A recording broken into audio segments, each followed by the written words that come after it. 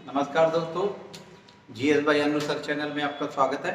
तो जहाँ से मैंने कल टॉपिक छोड़ा था पंचवर्षीय योजना, आज उसी के आगे पढ़ेंगे। पहली पंचवर्षीय योजना को पहले एक बार देख लेते हैं और रिकॉल कर लेते हैं। तो हमने क्या बताया था, तो ये जो मॉडल लिया गया यूएसएसआर से लिया गया और एक संकल्प द्वारा मंत्रिमंडलीय संकल्प द्वारा इसे पारित किया जाता है।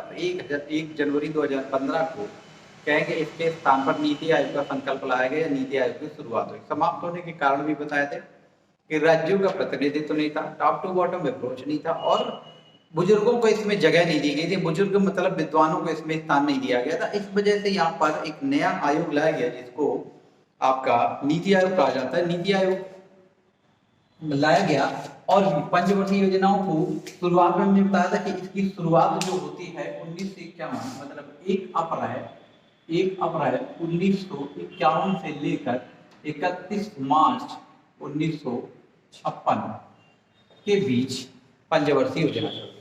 तो हमने कहा तो 2-3 चीजें हमें याद रखना है कि लक्ष्य क्या रखा गया है, लक्ष्य के बाद मॉडल क्या अपनाया जा रहा है, मॉडल के बाद हमने कहा था आर्थिक वृद्धि दर और आर्थिक वृद्धि दर के बाद हमें कार्यक्रम पढ़ने हैं। कार्यक्रम के कौन कौन से प्रोग्राम इसमें लॉन्च किए जाते हैं। तो यहाँ पर हमने कहा था कि आपकी लक्ष्य क्या रखा जाता है पहली पंचवर्षीय योजनाओं में। तो हमने था कृषि एवं सिंचाई संसाधनों का विकास। क्या रखा गया था? कृषि एवं सिंचाई संसाधनों का विकास। एक बार जल्दी से इसको देख लेंगे। का विकास, कृषि पर जोर दिया गया। मॉडल आपका हेराल्ड डोमर मॉडल था और आर्थिक वृद्धि दर जो रखी गई थी, लक्षित की गई थी या लक्ष्य दिया गया था कितना 2.1% और प्राप्ति इसकी होती है 3.7%। तो आप दोस्तों इस पे ध्यान न दें, ये आपके सारे पॉइंट आपके नहीं पूछे जाते लेकिन याद कर सकते तो अच्छी बात है। तो यहाँ पे इतनी सारी चीजों को हमने जाना कि कृषि एवं सिंचाई संसाधनों का विकास किया गया, मॉडल अपनाया जाता है हेराल्ड डोमर मॉडल, आर्थिक वृद्धि दर लक्षित की गई थी 2.1 और प्राप्त होती है आपकी 3.7, मतलब 1.5 गुना ज्यादा सफल रहने वाली ये पंचवर्षीय योजना है। अर्थात जो लक्ष्य निर्धारित किए गए थे वो सारे लक्ष्य यहाँ प्राप्त किए गए। और हमने कहा था इसमें प्रोग्राम या कार्यक्रम कौन कौन से लक्ष्य किए जाते हैं, कौन कौन से प्रोग्राम आते हैं, हम उनकी बात करते हैं। तो एक एक करके प्रोग्राम देखेंगे। तो सबसे पहले हमने कहा था इसमें 3 बहुउद्देशीय परियोजना। बहुउद्देशीय परियोजना कौन आती है? दामोदर घाटी परियोजना जिसको बोला जाता है डीबीसी। ये अमेरिका की टेनेसी, नोट कर लेंगे, टेनेसी नदी घाटी परियोजना पर आधारित है। अमेरिका की टेनेसी नदी घाटी परियोजना पर। दूसरा बताया था हीराकुंड बांध, ये महानदी पर है। और ये आपको बताया था हमने एक आपका था भाखड़ा नांगल बांध, ये आपका हिमाचल प्रदेश के क्षेत्र में पड़ता है, पंजाब हिमाचल प्रदेश, और कहेंगे कि सतलज नदी पर। ये 3 बहुउद्देशीय परियोजनाएं लाई गई। इन बहुउद्देशीय परियोजनाओं को पंडित नेहरू ने आधुनिक भारत के मोस्ट इंपोर्टेंट आधुनिक भारत के मंदिर का कहने का मतलब, नेहरू ने कहा, नेहरू जी जो प्रधानमंत्री थे उस समय उन्होंने अपनी बात कही कि आपको मंदिर में बैठा भगवान भले देने में देर कर दे लेकिन ये जो आपकी 3 परियोजनाएं हैं वो आपको प्रत्यक्ष देने का प्रमाण प्रस्तुत करेंगे। इसलिए उन्होंने क्या बोला कि पंडित नेहरू ने आधुनिक भारत के इनको मंदिर की संज्ञा दी। तो यहाँ तक बात क्लियर हो गई थी, यहाँ तक हम पढ़ा चुके थे। अब इसके आगे देखेंगे इसी में और क्या क्या प्रोग्राम आते हैं। इसमें 2 अक्टूबर 1952 को सामुदायिक विकास कार्यक्रम की शुरुआत की गई। विकास कार्यक्रम लाया गया, सामुदायिक विकास कार्यक्रम आएगा।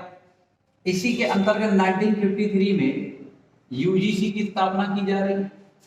आप नोट कर लेंगे 1953 में किसकी स्थापना की जा रही है? यूजीसी की, जिसको बोला जाता है विश्वविद्यालय अनुदान आयोग, इसकी स्थापना की गई। आयोग, और 1953 में ही 1953 में आपकी क्या आती है यूजीसी के बाद राष्ट्रीय प्रसार सेवा, ये भी नोट कर लेंगे। 1953 में ही राष्ट्रीय प्रसार सेवा की शुरुआत की गई।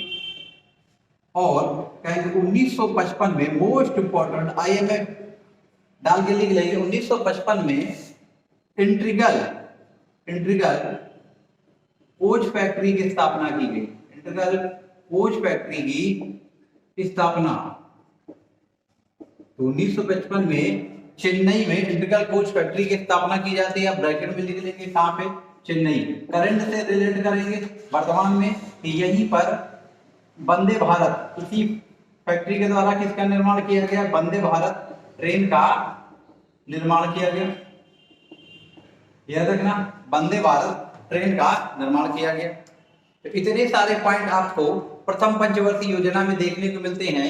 अब हम यहाँ से द्वितीय पंचवर्षीय योजना को समझेंगे कि द्वितीय पंचवर्षीय योजना में क्या क्या प्रोग्राम लाए जाते हैं और ये पंचवर्षीय योजना किस पर आधारित थी। तो यहाँ पे द्वितीय पंचवर्षीय योजना को समझने की कोशिश करेंगे। तो द्वितीय पंचवर्षीय योजना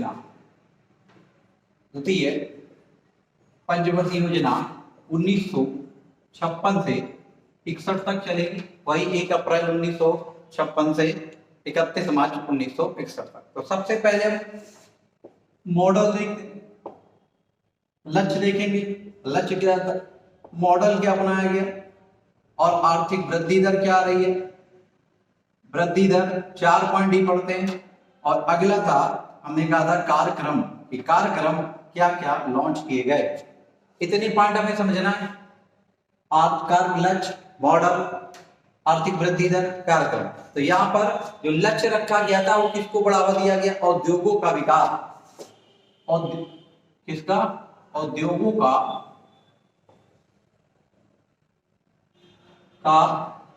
विकास एवं तीव्र औद्योगिकरण। आपको याद रखना है, उद्योगों का विकास एवं तीव्र औद्योगिकरण। मॉडल जो था ये आपका पीसी महालनोबिस पर आधारित था, महालनोबिस पर। और आर्थिक वृद्धि दर आप याद रखेंगे, आर्थिक वृद्धि दर जो आई ये आपको 4.5 रखी गई थी, प्राप्त होती 4.2। जो आंकड़ा माना गया था कितनी प्राप्ति होगी, लेकिन कितनी प्राप्ति हुई, 4.2। अर्थात यह भी पंचवर्षीय अपने आप में सफल पंचवर्षीय योजना मानी जाती है। तो पहला पंचवर्षीय योजना कृषि पर आधारित थी, दूसरी उद्योगों पर आधारित है। पहली किस पर, हेराल्ड डोमर, दूसरी किस पर आधारित है, मॉडल क्या, पीसी महालनोबिस। लक्ष्य उसमें 2.1 था, 3.7 प्राप्ति, उसमें 4.5 है, प्राप्ति कितनी हो रही, 4.2। अब इसमें देखते हैं कि कौन कौन से कार्यक्रम लाए गए। हमें मेन इसमें मॉडल और लक्ष्य याद रखना है और कार्यक्रम याद रखने हैं। यही सारे क्वेश्चन आपसे एग्जाम के हिसाब से पूछे जाते हैं। तो सबसे पहले इसमें औद्योगिकरण में 3 प्लांट स्थापित किए जाते हैं। एक आपका निकल गया था राउरकेला इस्पात संयंत्र, और राउरकेला इस्पात संयंत्र ये आपका उड़ीसा में स्थापित किया जाता है। और किसकी मदद से, जर्मनी। फ्रेंड्स ये सारे क्वेश्चन वनडे एग्जाम में बहुत सारे बनते, राउरकेला। फिर इसके बाद कौन आता है, भिलाई ये आपका आया छत्तीसगढ़। और किसकी मदद से, कहेंगे रूस की मदद से। भिलाई, छत्तीसगढ़ और रूस की मदद से। और तीसरा प्लांट यह स्थापित किया गया, इसको बोलते हैं दुर्गापुर इस्पात संयंत्र। ये कहां स्थापित हुआ, पश्चिम बंगाल में। और किसकी मदद से निकल के आता है, तो कहेंगे ब्रिटेन। क्योंकि हमारी स्थिति, देश आजाद हुआ था तो हम किसी से सहयोग से ही कहा जाता है कि हमने मिश्रित अर्थव्यवस्था अपनाया था। तो यहाँ पर एक दूसरे के सहयोग से ये सब चीजें हम कर रहे थे। तो यहाँ पर राउरकेला इस्पात संयंत्र उड़ीसा में स्थापित किया गया, जर्मनी की मदद से आया। भिलाई जो छत्तीसगढ़ में रूस की मदद से स्थापित किया गया। और दुर्गापुर पश्चिम बंगाल ब्रिटेन के सहयोग से स्थापित किया जाता है। तो 3 यहाँ पर इस्पात संयंत्र निकल के आते हैं। तीसरी पंचवर्षीय योजना में एक इस्पात संयंत्र और स्थापित किया जाता है। कमेंट करके जल्दी से बताएं कि अगला कौन सा आपका इस्पात संयंत्र स्थापित किया, जल्दी से कमेंट करके बताएं, और कौन सा इस्पात संयंत्र शुरू किया जाता है। तो यहाँ पे याद रखना कि अब कार्यक्रम क्या लाए जाते हैं यहीं पे 1958 में। अभी हमने कार्यक्रम में आपके उद्योगों की बातें की, खादी एवं ग्राम उद्योग की शुरुआत की गई, मोस्ट इंपॉर्टेंट, खादी की शुरुआत की जा रही है।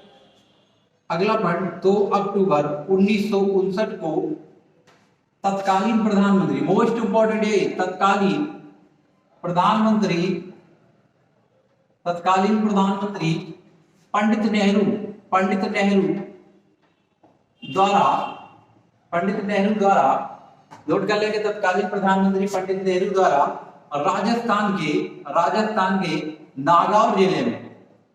नागौर जिले में पंचायती राज, मोस्ट इंपॉर्टेंट, पंचायती व्यवस्था की शुरुआत की गई। पंचायती राज व्यवस्था की शुरुआत की गई। मोस्ट इंपॉर्टेंट है कि पंचायती राज व्यवस्था की शुरुआत कब की जाती है, तो आप कहेंगे 1959। कब? 2 अक्टूबर 1959। इस दिन किसकी जयंती मनाई जाती है? महात्मा गांधी की। अब ऐसा क्यों हुआ कि महात्मा गांधी स्वशासन को कहेंगे ग्राम पंचायतों के हिमायती थे। इनका उद्देश्य था कि प्रशासन नीचे से ऊपर तक तबके तक का मजबूत होना चाहिए और इनका वर्णन भी मिलता है। हमने कहा डीपीएसपी, आप जो संविधान में पढ़ते हो, पॉलिटी में पढ़ते हो, उसमें डीपीएसपी का जो वर्णन किया गया है वो महात्मा गांधी के विचारों को ही सम्मिलित किया गया है। तो इनको देखते हुए 2 अक्टूबर 1959 को यहाँ पर कहेंगे पंचायती राज व्यवस्था की शुरुआत राजस्थान के नागौर जिले से होती है। तो यहाँ तक बात क्लियर हो गई। तो अब बात करते हैं तीसरी पंचवर्षीय योजना की। तीसरी पंचवर्षीय योजना में इसकी शुरुआत होती है, क्या मॉडल है और क्या इसमें उद्देश्य रखा गया तीसरी पंचवर्षीय योजना में। तो 1961 से कब तक? 1961 से 1966 तक तृतीय पंचवर्षीय योजना। तृतीय पंचवर्षीय योजना, लक्ष्य हमने बताया था, लक्ष्य क्या है? आत्मनिर्भरता। जल्दी से कमेंट करके बताएं कि आर्थिक वृद्धि दर का आकलन कितना किया गया था? आर्थिक वृद्धि दर का आकलन कितना किया गया था, जल्दी बताएं। तो यहां पर क्या लक्ष्य रखा गया है? आत्मनिर्भरता के साथ स्वतः स्फूर्तिमान अर्थव्यवस्था। आत्मनिर्भरता के साथ स्वतः स्फूर्तिमान अर्थव्यवस्था, ये लक्ष्य रखा गया। आत्मनिर्भरता के साथ स्वतः स्फूर्तिमान अर्थव्यवस्था। अब हमने कहा कि मॉडल कौन आ रहा है? मॉडल जो मोस्ट इंपॉर्टेंट है, यहां निकल के आएगा सुखमय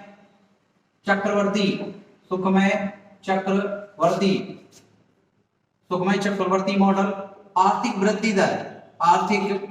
वृद्धि दर जब हमारी 2 पंचवर्षीय योजनाएं समाप्त हो चुकी थी और अच्छी तरह से सक्सेस हुई थी, तो इसका लक्ष्य भी कितना रखा गया? दोनों पंचवर्षीय से बढ़ाकर रखा गया।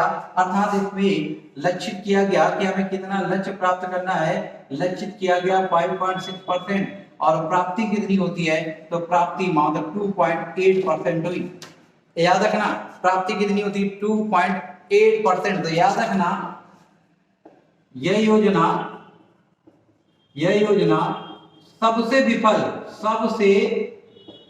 योजना है। विफल योजना पेपर में ये पूछी जाती है, सबसे विफल योजना कौन सी है? तो कहेंगे तृतीय पंचवर्षीय योजना है, जो अभी इसके कारण बताएंगे विफल होने के कारण क्या रहे और क्या रीजन रहा कि जिससे ये पंचवर्षीय योजना की विफल हुई।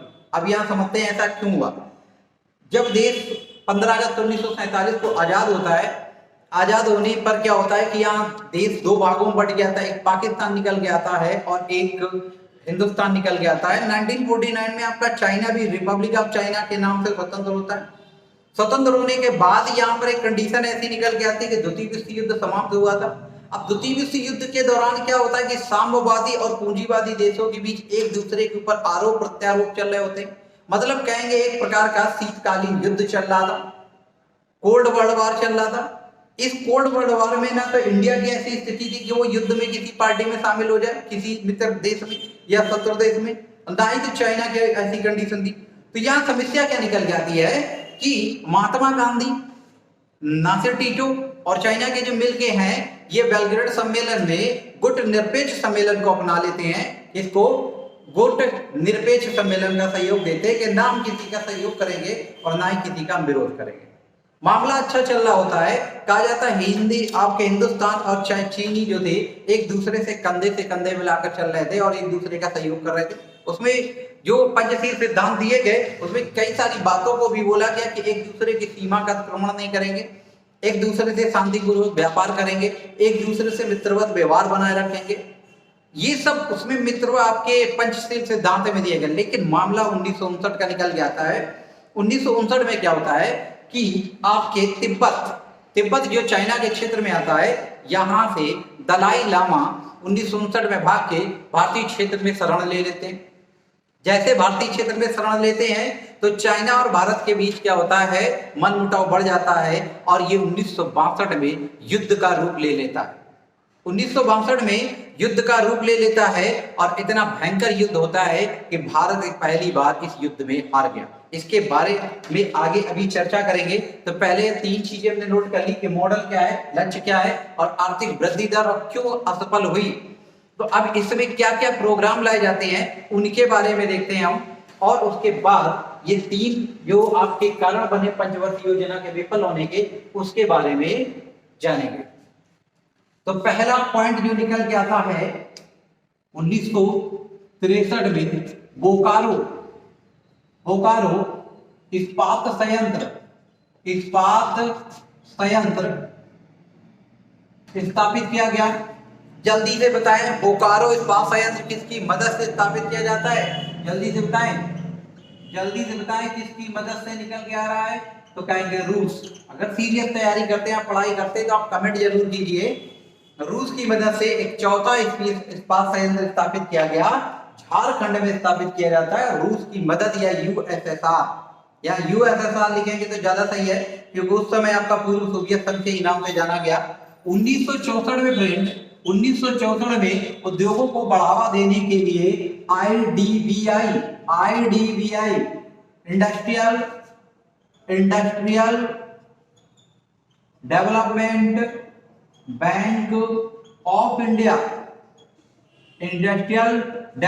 ऑफ इंडिया की बैंक की स्थापना हुई, या कहेंगे यहाँ बैंक जो निकल के आती है उस बैंक को बोला जाता है भारतीय औद्योगिक बैंक।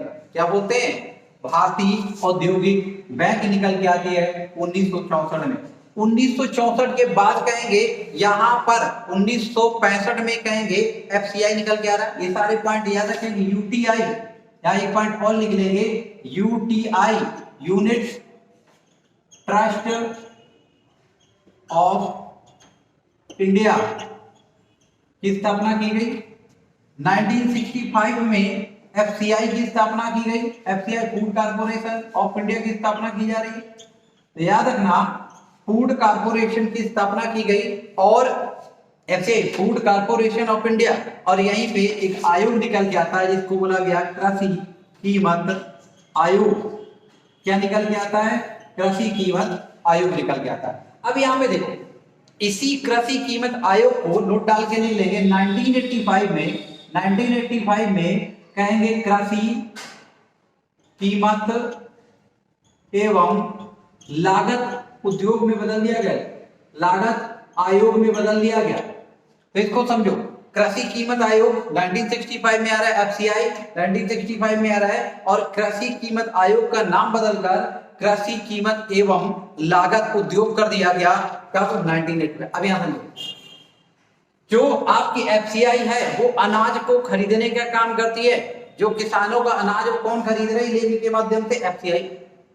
और जो MSP का निर्धारण है, जो MSP का मिनिमम सपोर्टिंग प्राइस, ये जो न्यूनतम समर्थन मूल्य है, इसका निर्धारण कौन करता है? कृषि कीमत आयोग या कृषि कीमत एवं लागत आयोग। अच्छे से समझ लीजिए कि किसी कृषि की लागत का निर्धारण, MSP का निर्धारण कौन करता है? तो कहेंगे CACP, committee of cost and price. कौन करेगी? CACP या कृषि कीमत एवं लागत आयोग। और उस कीमत पर खरीदने का काम कौन करता है? FCI करता है। अच्छे से समझ लीजिए कि एफसीआई क्या करता है, एमएसपी पर निर्धारित अनाज को खरीदता है। एमएसपी का निर्धारण कौन करता है, तो सीएसीपी करता है। आई होप यहां तक बात क्लियर हो गई होगी। तो आगे बढ़ते हैं, यहां तक बात क्लियर हो गई। तो यहाँ पर ये प्रोग्राम आपको याद रखना है कि बोकारो इस्पात संयंत्र आता है, आईडीबीआई की स्थापना की जाती है, यूटीआई निकल के आता है, एफसीआई की स्थापना होती है, कृषि कीमत आयोग आता है, और यहाँ पर इसका नाम बदलकर कृषि कीमत एवं लागत आयोग कर दिया जाएगा 1985 में। अब आगे बात करते हैं और क्या क्या हुआ। अब ये पंचवर्षीय योजना ऐसी विफल क्यों रही, ऐसी विफल क्यों रही, क्या रीजन निकल के आएंगे, इसके बारे में हम पढ़ते हैं। तो यहां पर हम देखते हैं कि असफल होने के कारण, यहां पे देखते हैं असफल होने के कारण, असफल होने के कारण क्या रहे। तो पहला हमने बताया था 1962 में इंडिया चीन युद्ध, 1965 में इंडिया पाक युद्ध, और 1965-66 में 1966 में क्या आ जाता है, कहेंगे आपका अकाल। तो 3 कंडीशन जो है आपकी पंचवर्षीय योजना को विफल करने के कारण है। तो आप एक एक समझने की कोशिश करते हैं। तो 1962 में इंडिया चीन जो युद्ध हुआ, युद्ध के पीछे भी हमने भूमिका बताई कि युद्ध होने का रीजन क्या था, कि कहां हिंदी चीनी भाई भाई के नारे लग रहे थे और कहां चाइना ने 1962 में युद्ध कर दिया।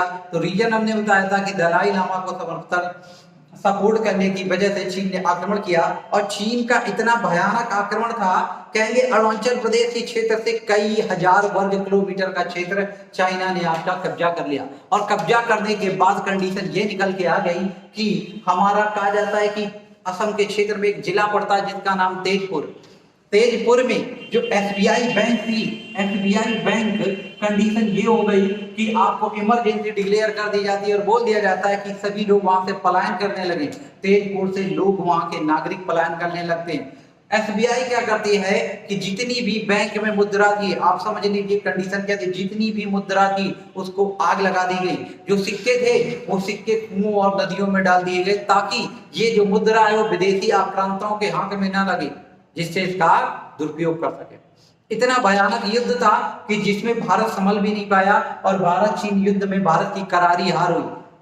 करारी हार को पंडित जवाहरलाल नेहरू जो थे आपके झेल नहीं पाए और बीमार रहने लगे, और कहा जाता है 1963 में उनकी मृत्यु हो गई। अब 1963 में युद्ध मृत्यु होने के बाद अब कंडीशन यहाँ निकल के आती है कि अब आए राम गए राम की सरकार बन गई कि आखिरकार प्रधानमंत्री कौन बने, प्रधानमंत्री का प्रबल दावेदार कौन हो। तो कारवाक के रूप में गुलजारी लाल नंदा निकल के आते हैं, और उसके बाद नाम सजेस्ट किया जाता है इंदिरा गांधी के। इंदिरा गांधी जो थी नई महिला थी, नई लेडी थी, और कहा जाता है कि पंडित जवाहरलाल नेहरू अपने अधिवेशनों में, अपनी रैलियों में उनको साथ लेकर जाने लगे थे, लेकिन वो उस समय राजनीति में तैयार नहीं थी, तो उन्होंने मना कर दिया प्रधानमंत्री के पद के दावेदार के लिए। तो कहा जाता है कि पंडित जवाहरलाल नेहरू के जस्ट अपोजिट व्यक्तित्व का एक व्यक्ति निकल के आता है, नाटे कद का व्यक्ति, महान व्यक्तित्व का व्यक्ति, जिसे बोला गया लाल बहादुर शास्त्री। अब लाल बहादुर शास्त्री प्रधानमंत्री बनते हैं, और लाल बहादुर शास्त्री के प्रधानमंत्री बनते ही कहा जाता है कि चाइना ने जैसे युद्ध लड़ा तो पाकिस्तान को भी लगा कि लगे हाथ हम भी कुछ कर ले और कुछ हथियार ले। तो उसने जम्मू कश्मीर और जैसलमेर के क्षेत्र से अपनी सेना प्रवेश कर दी, और भारत पाक युद्ध हो गया। इस युद्ध में कहा जाता है इस महान व्यक्तित्व के व्यक्ति ने, नाटे करके व्यक्ति ने, 4 फुट के जो व्यक्ति थे पंडित आपके लाल बहादुर शास्त्री ने धैर्य का परिचय दिया, और कहा जाता है इनके नेतृत्व में पाकिस्तान की करारी हार हुई। पाकिस्तान की करारी हार हुई, और कहा जाता है कि पाकिस्तान की करारी हार, अब उसी समय भारत में अकाल चल रहा था, लोगों को खाने के लिए दाने नहीं थे, गेहूं नहीं था, अनाज नहीं था, तो बॉर्डर पे सेना लड़ रही थी और अंदर किसान लड़ रहा था। पंडित जवाहर के लाल बहादुर शास्त्री के द्वारा ये एक नारा दिया गया, जय जवान जय किसान। कौन सा नारा दिया जाता है? जय जवान जय किसान। और लाल बहादुर शास्त्री के द्वारा ये आह्वान किया गया कि एक वक्त का खाना हमारी सेना के पास भेजा जाए, और यहाँ भारतीयों ने उसका बढ़ चढ़कर सहयोग किया। कहा जाता है बॉर्डर पे जो सेना लड़ रही थी और अंदर किसान लड़ रहा था, इसलिए पंडित जवाहरलाल नेहरू का आप कहेंगे लाल बहादुर शास्त्री के द्वारा एक नारा दिया गया जिसे बोला गया जय जवान जय किसान। आई होप यहां तक बात क्लियर हुई होगी। 1962 में भारत चीन युद्ध हुआ, 1965 में इंडिया पाकिस्तान युद्ध हुआ। पहला युद्ध भारत हार जाते हैं, दूसरा युद्ध भारत जीत जाता है और तीसरा अकाल की मार झेल रहे थे। लेकिन उसी समय कहा जाता है 11 जनवरी 1966 को भारत पाक युद्ध होने के बाद उज्बेकिस्तान के ताशकंद में समझौता होने के लिए आपके लाल बहादुर शास्त्री जाते हैं और उनकी संदिग्ध अवस्था में मृत्यु हो जाती है। 11 जनवरी को फिर हमने अपना दूसरा प्रधानमंत्री खो दिया। फिर वही कंडीशन निकल के आती है कि आप प्रधानमंत्री कौन बनाया जाए। अब प्रधानमंत्री कौन बनाया जाए तो इस कंडीशन में कहा जाता है आपके निकल के आते हैं इंदिरा गांधी प्रधानमंत्री बनती है और इंदिरा गांधी के नेतृत्व में अब देश चलता है।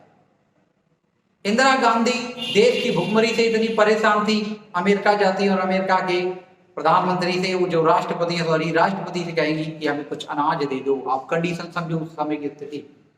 वहां के राष्ट्रपति ने अनाज देने से मना कर दिया। बाद में हालांकि दिया, लेकिन वो गेहूं दिया जो कहा जाता है लाल रोटियां जिनकी बनती थी, जिनको सुअरों को खिलाया जाता है।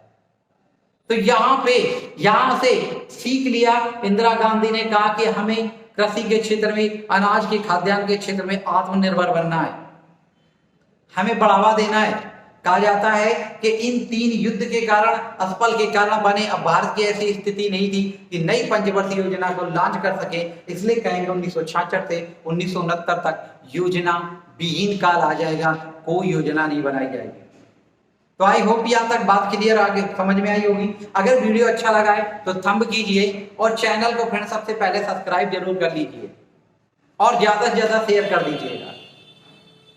हम आपके लिए ऐसे ही वीडियो लाते रहेंगे और आप डेली इनके नोट्स बनाइए, एक बार रिवाइज करिए। ये मान लीजिए पंचवर्षीय योजनाओं से वनडे एग्जाम में 20 से 30% के क्वेश्चन पूछे जाते हैं। इंटीग्रल खोज फैक्ट्री कब आई, बोकारो स्टील प्लांट कौन है, प्रधानमंत्री से रिलेटेड पॉइंट पूछे जाए, सारे पॉइंट आपको कराए जाएंगे कौन प्रधानमंत्री के काल में कौन कौन थे, युद्ध कौन कौन से हो रहे हैं, सारी कंडीशन आपको बताई जाएंगी। तो आपको आई होप यहाँ तक समझ में आ गया होगा। तो आज का लेक्चर यही रखते हैं और कल सेम टाइम पर आपसे फिर मुलाकात होगी। धन्यवाद।